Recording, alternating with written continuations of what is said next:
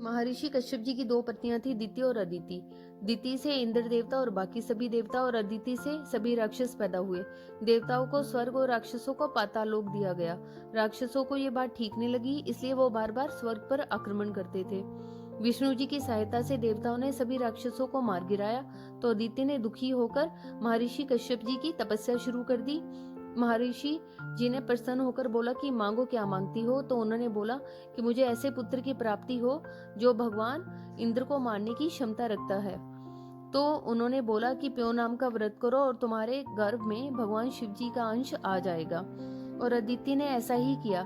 जब इंद्र देवता को पता चलता है तो वो घबराकर सूक्ष्म रूप धारण करके उनके गर्भ में प्रवेश कर लेते हैं और उस अंश को खत्म करने की कोशिश करते हैं।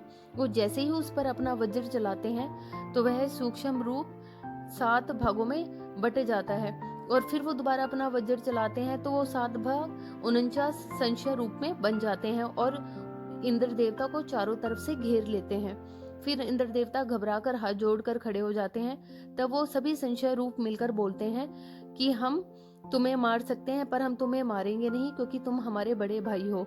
ये सुनकर भगवान इंद्र देवता प्रसन्न होते हैं और उन्हें कहते हैं कि आपने मेरे को बख्शा, इसलिए मैं आपको वरदान देता हूँ कि आप संशय रूप में जाने जाएंगे और सभी लोग नगर खेड़ा के रूप में आपकी पूजा करेंगे और सभी काम आपकी पूजा से ही आरंभ होंगे।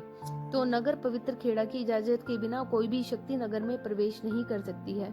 यदि नगर में कोई भी विपत्ति आए या बीमारी आए तो पवित्र खेड़ा मंदिर में पूजा हवन और भंडारा लगाकर सभी लोग ग्राम देवता को प्रसन्न करते हैं और सप्ताह के रविवार को इनकी पूजा की जाती है। और इसके बाद हम पितरों पे भी चले जाते हैं नगर देवता की पूजा करने के बाद।